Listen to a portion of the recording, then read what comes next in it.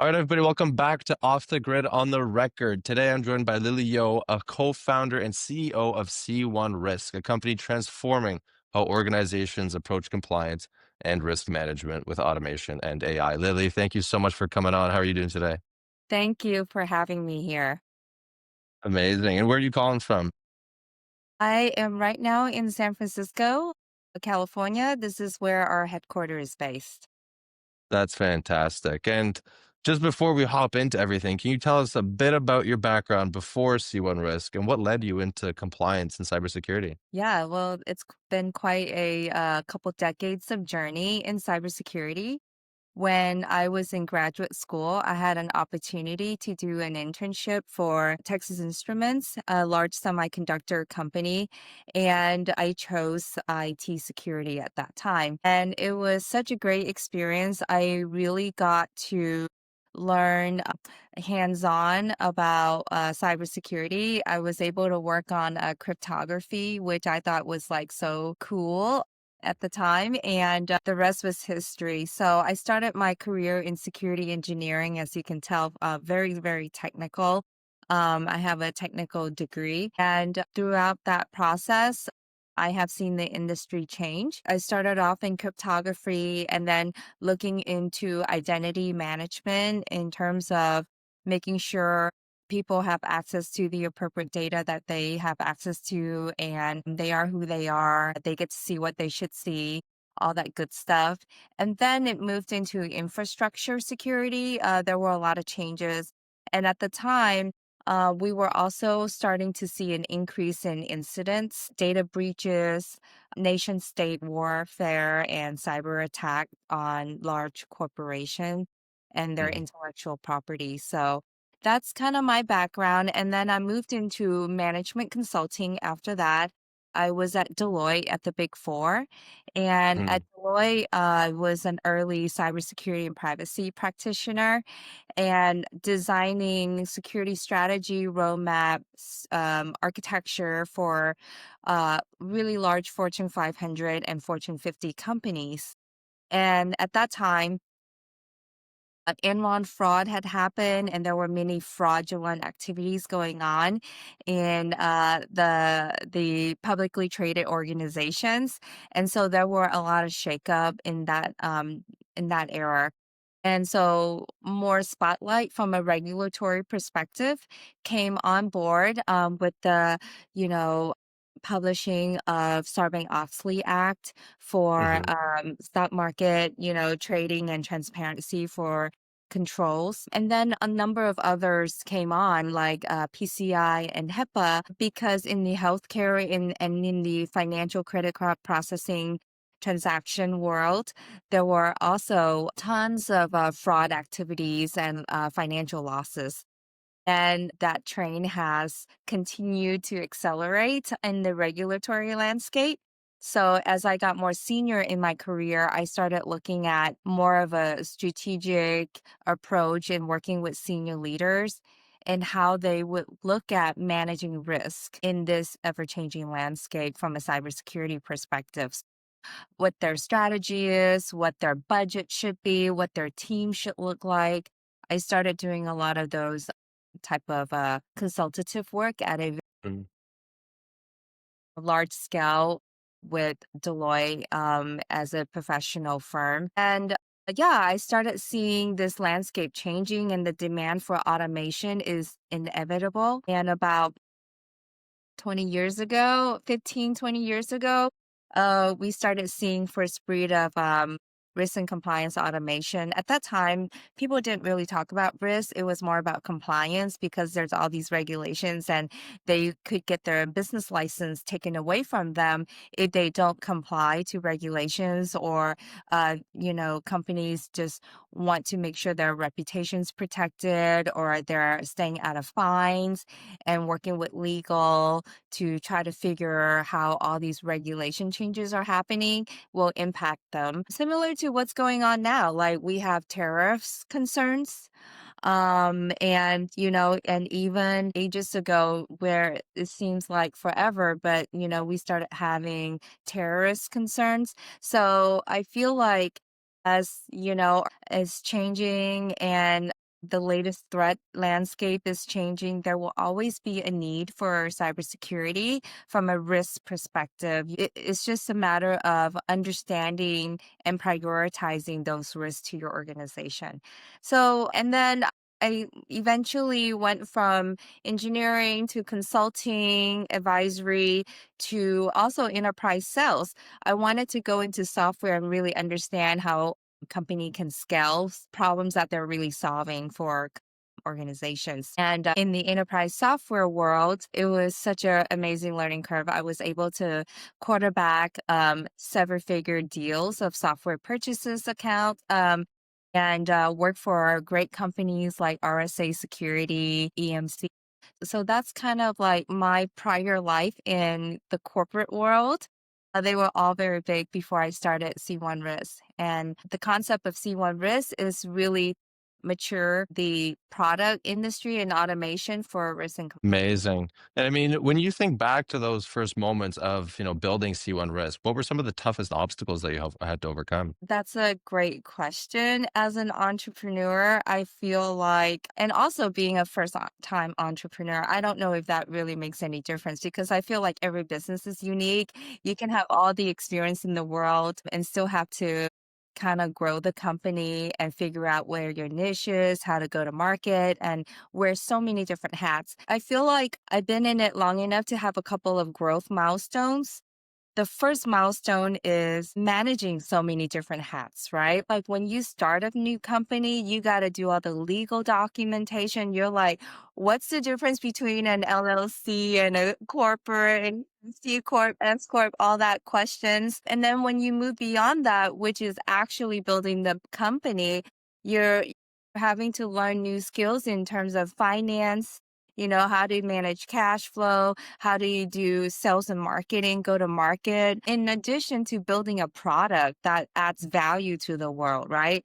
And all the engineering influence and product design. I think that it's a challenge, but it's also what makes entrepreneurs, right? We Hmm. want challenges. Like I feel like entrepreneurs are always bored and they're constantly wearing multiple hats. And I just even remember back when I work at these big companies, I felt like my role was so constricted, right? Like I want to be able to build this product. I knew it can impact this much revenue, but I was only pigeonholed to do sales, right?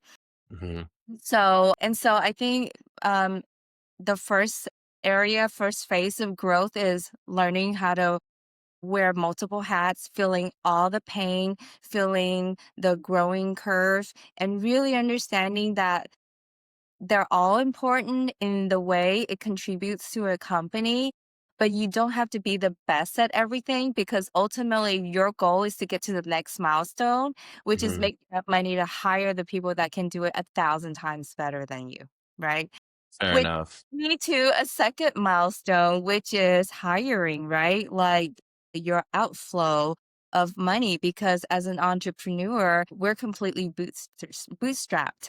And so by being bootstrapped, you're always operating to meet your customer's need because without customer, you don't exist. Number one. And customers are really smart buyers, right? They no longer want to buy software that sits on the shelf.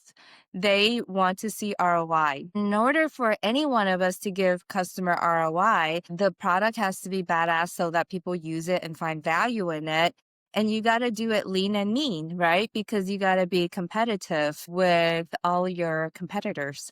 And so I think that was a big challenge is like learning how to manage cash flow and finding talent to be able to share this journey with. So I think those are two really important milestone. And then the rest is growth strategy. And I think, that can be never ending, right? Every one of us have various revenue milestones that we want to go through, and it requires different strategy. And you have to be flexible enough to see and identify and try and pivot from that. Fair enough. And I mean, it's such a beautiful story that you kind of went through because you were also in a very male dominated industry. How was that? Or how was navigating that entire ecosystem like? I definitely am. And, first of all, when I was much younger doing the technical work, the challenge was very different from being an entrepreneur. The challenge was, how do I have enough technical knowledge to be respected in the room and to be able to have the depth of conversation where I am heard? And so I got a lot of practice in that because I was working in a male dominant space, and I'm very comfortable in that situation. So you can bring me, into any conversations, 5 minute in the call, can and have so much practice at commanding, that technical conversation. So I think that was really important. But as an entrepreneur and a first time entrepreneur, it gave me a different type of challenge, right? When I wanted to do this business, everyone that I talked to say, "Hey, you know, the market is too saturated. How are you different? You're not going to make it," right? Especially in Silicon Valley, where, a lot of the VC activities and the funding activities are happening, and we are being bootstrapped. That was another rock that was, like, really hard to swallow, and it was difficult because it's not because we didn't have an option of getting funded. It never made sense to take money when you didn't need it, when we didn't need it. What I realized as I was talking to all these people, if you intake or get money too early before you show, value in your company, you're going to get killed. Literally, you're basically just a slave to a company that you own, but you don't really, because your investor will drive your business strategy. And I think that's really unfortunate when that happened. And it does happen to a lot of company, and most companies don't survive because they're either hiring people too fast before it's needed, or they're having to compromise in business strategy and practices that may or may not work, right? And don't have the opportunity to give them a chance to figure it out, because there's so much demand and expectation in your monthly and quarterly meeting with your investors. And so I really felt like it wasn't the right time to take in money too early. And also, we went through a series of really interesting market condition in the last 10 years. There were a lot of consolidation, technology transformation into cloud infrastructure, and now we're going into AI and, crypto and all that good stuff. And I think the market condition is really important for every entrepreneur to consider, because it tells you the amount of, I guess the finance people call it, powder that is floating in the Mhm. market for what you're doing. In the last 10 years, it was really, really hard for entrepreneur to get benefit out of fundraising, because the people with the money had a lot of power to get, to get the better valuation from an operator. Mhm. So hopefully, things are changing. And the reason why I say that is because, people used to get funded with zero revenue, right? But Mhm. now everyone is like, oh, you need to have 1 million, in revenue, or 2 million in revenue before we'll even consider you like seed or Series A. So the target continues to move to a harder and harder target. But I think as an entrepreneur, you just need to realize that they're just like arbitrary numbers that everyone would, like, make up or feel comfortable with, right? And Mhm. and it's just the market condition. When the table actually turn, when you have an amazing product and great customers and low churns and profitability, everyone wants a piece of you. That's when they're willing to bend. So I think that, like, for me, the challenge was to always raise money at a fair valuation. And I think for, I don't know if it's a woman thing or a guy thing. Guy always want like the sky, right? And women wants what's Mhm. fair. But why can't we get the sky? Why can't we get high valuation? So that's what I'm looking for. I'm not okay with a B, I need an A plus, right? Hmm. So that was one driving factor. And I think the other driving factor is just having a really good plan and execute against that because, there's no free lunch in this world, the way I see it. And so you either fold too early or you last at any cost. And I think part of entrepreneurship is to have the grit to really last. Fair enough. I think it's a beautiful thing to touch on too, because I mean, the biggest thing is providing value. So, I mean, how do you describe C1 risk in the simplest way possible to someone who isn't in compliance? Yeah, governance, risk, and compliance is a very broad term, and um, there's a lot of competition in this tool set. What we do is we help company manage many regulation more efficiently. So we're a productivity tool in that sense. Where I like to see it go, and my vision is for every organization to be risk forward and compliance as a baseline, right? Like they're doing compliance with their eyes closed so that, it's kind of like TurboTax, every year we got to file those taxes, right? We know what we need to do to optimize our taxes. We know what the rules are. We follow them and it should just be baseline, right? So I think we need to move beyond compliance and allow compliance to be baseline of what every company do. But I think where we need to evolve into is being more risk focused, right? I think every leader or every decision maker is constantly thinking about what keeps them up at night. But in a bigger organization, a little bit harder to manage because there are so many people and so many risks that they're thinking about. And so with putting a risk program in place that's automated, that has a methodology that aligns with standard, really helps the visibility and the greater understanding of all the interconnections of all of everyone's issues that they need to solve so that we can be more efficient at solving a small problem or a big problem, right? And Mhm.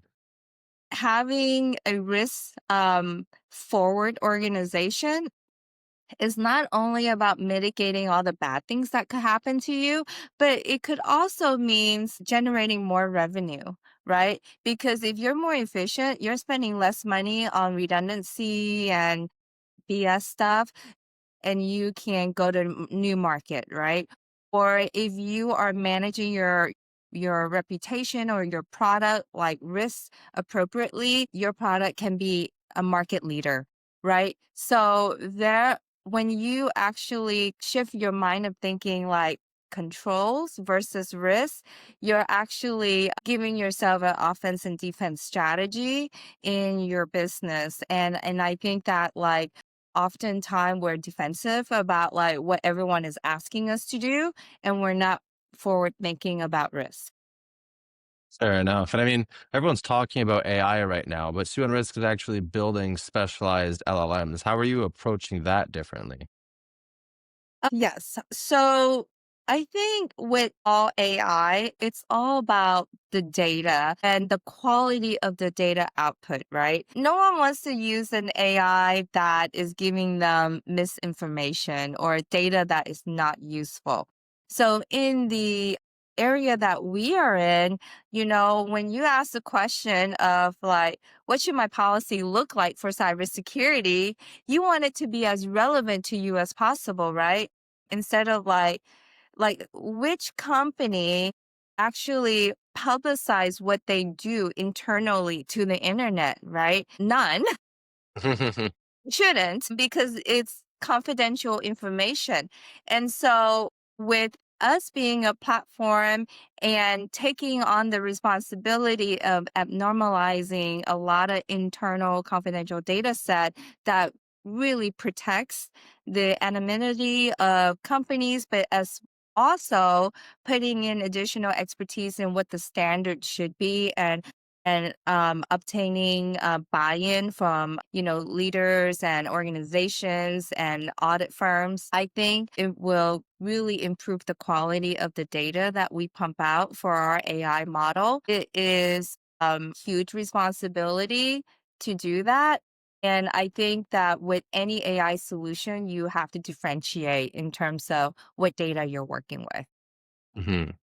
Fair enough. And then I think this is a huge question, but who is the ideal customer profile? Like, who is your perfect customer that you tend to target the most? Our perfect customer profiles are organizations that are in like SMB space. You can have a couple of employees, two, three employees, all the way to thousands, 10,000 employees, and everything in between. The biggest driver of our customer profile is that you have a need to get certified for any kind of regulatory compliance requirement.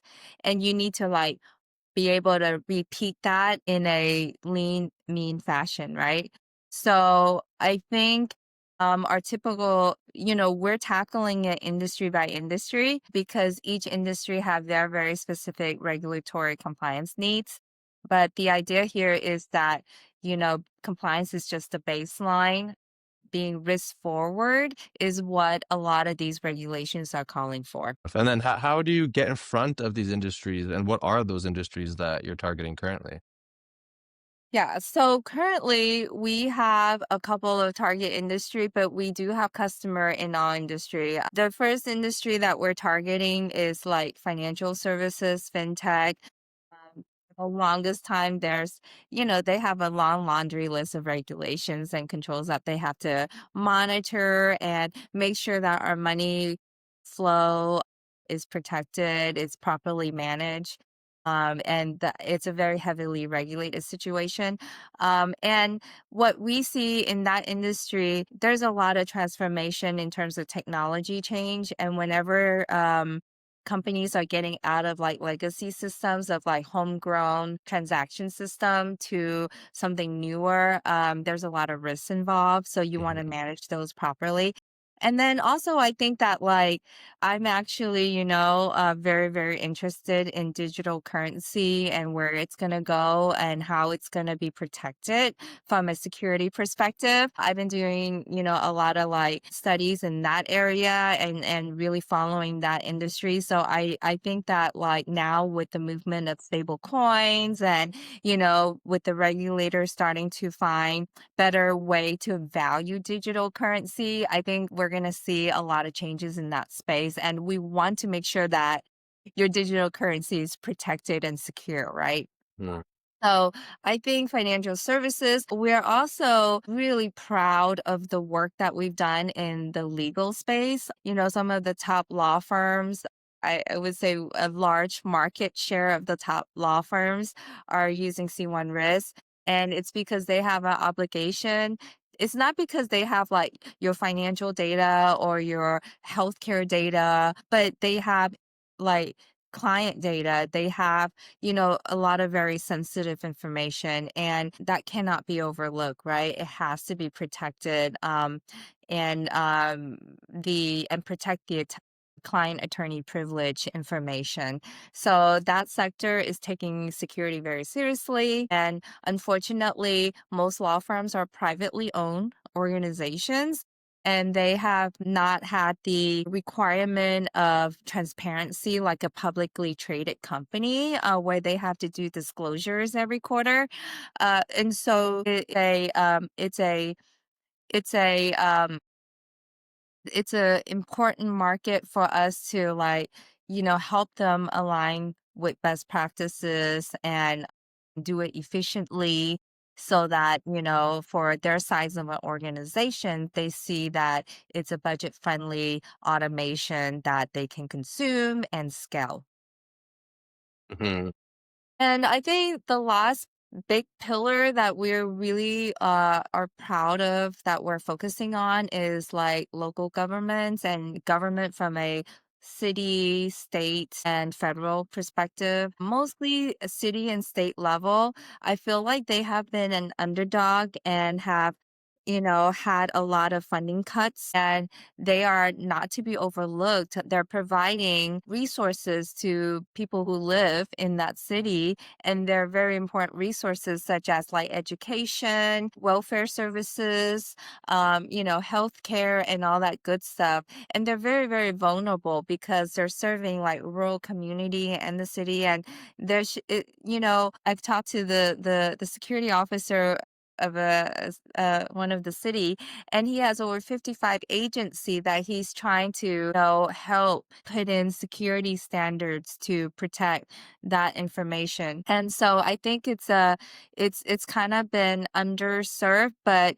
yet it's been heightened target for adversaries. People want to hack into our university system to steal research data, right? And that is very important. I know but it's intellectual property of America, right? And we should have that proud, safe environment to invent and bring in very smart people to make this world a better place.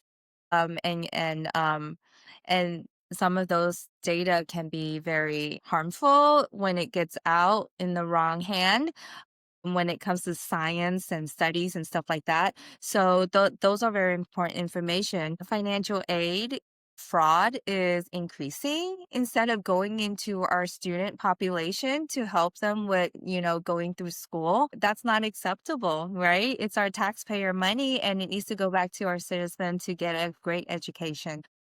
We're seeing a lot of fraudulent activity going on locally where they're very vulnerable.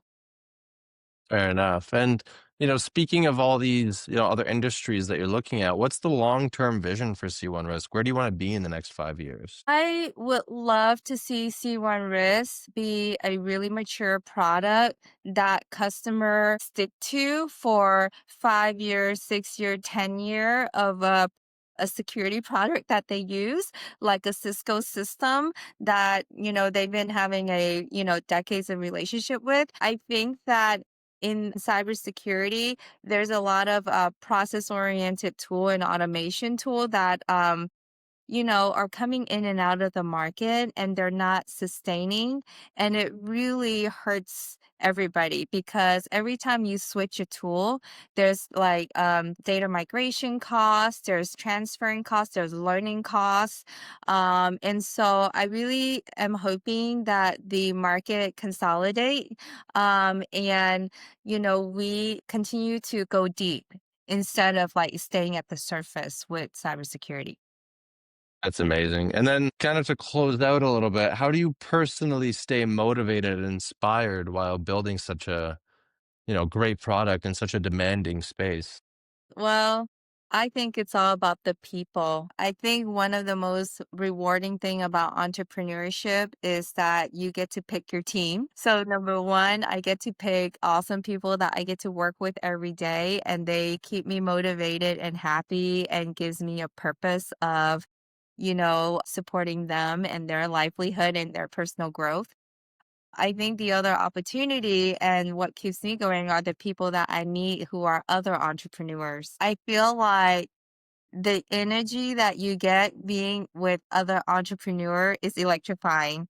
Like it's just the creative juice, the drive, and the ability to make anything happen from nothing. It's just the most amazing environment I've ever been in. So I feel like in order to stay sane and stay motivated as an entrepreneur, you gotta be able to reach out and network with these awesome people and find them. That's amazing. Well, Lily, this has been an amazing discussion. So thank you so much for walking us through your journey and how C1 Risk is building a smarter, more efficient, and frankly, a more human approach to compliance. So where can everybody go to find more information about you and about C1 Risk? Yeah, go to c1risk.com and fill out the contact us form and we'll get connected. And yeah, and even if it's just questions, whatever question you have, we're very open to sharing best practices. So let's just have a conversation. That's amazing. That's amazing. So for everyone listening, check out C1 Risk. We'll have links in the show notes. And as always, you can always find more episodes on Spotify, Apple Podcasts, YouTube, or to be honest, wherever you get your podcasts, we're everywhere. So thank you guys so much for listening. Thank you, Lily, so much for coming on. We really appreciate your time. Thank you. Of course. And until next time, everybody, take care.